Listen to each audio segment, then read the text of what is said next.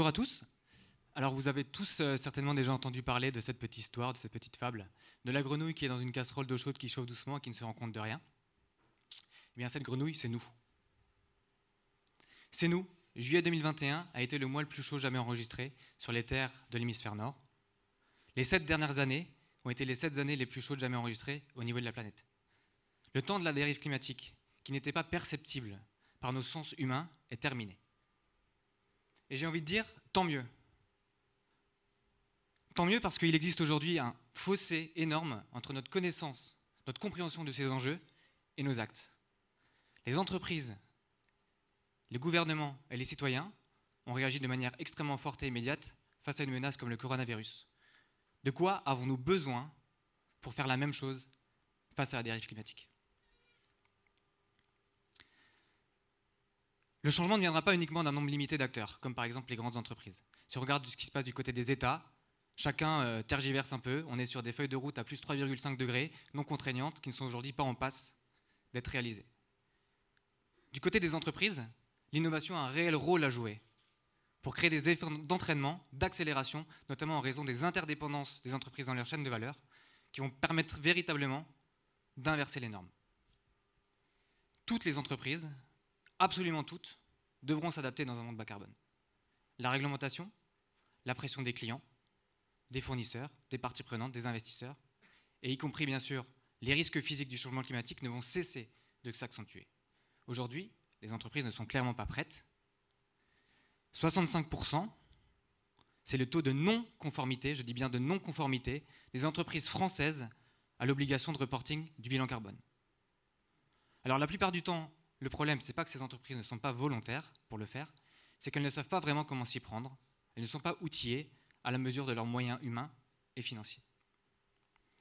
C'est de ce constat et de cette nécessité d'accélérer qu'est née Axio, une plateforme en ligne de type SaaS, qui autonomise les entreprises, toutes les entreprises, dans la mesure et le pilotage de leurs émissions de gaz à effet de serre.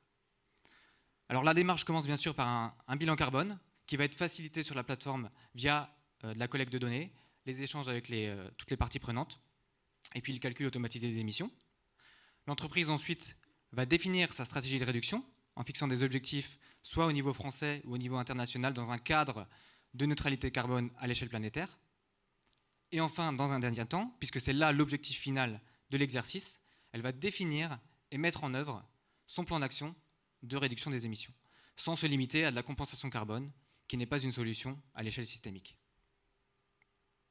Alors tout au long de son trajet, l'entreprise a en fait la possibilité sur la plateforme de se faire accompagner si nécessaire par tout un écosystème de partenaires, par exemple des consultants sur la partie bilan et sur la partie stratégie de réduction, et des prestataires spécialisés sur chacune des actions clés, des sujets clés qui auront été identifiés à l'aide du bilan. Axio, c'est une équipe de 3 cofondateurs.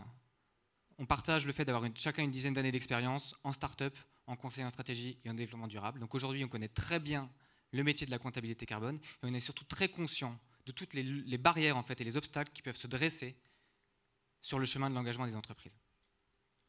On a lancé la plateforme en janvier 2021.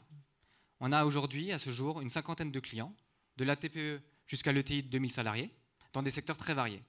Ça nous conforte, ces résultats à date nous confortent réellement dans notre vision et dans cette possibilité d'adresser un maximum d'entreprises avec un produit sur étagère qui soit suffisamment précis et suffisamment pertinent pour engager un passage à l'action. Alors à terme, les possibilités offertes par une telle plateforme sont multiples. On peut envisager d'aller sur des métiers totalement complémentaires, sur de la formation, de la certification, sur du financement de projets pour encore plus abaisser ces barrières de l'action. On a créé un outil pour ne pas finir comme cette grenouille. C'est maintenant à chacune et chacun d'entre vous de vous en servir. Merci à tous.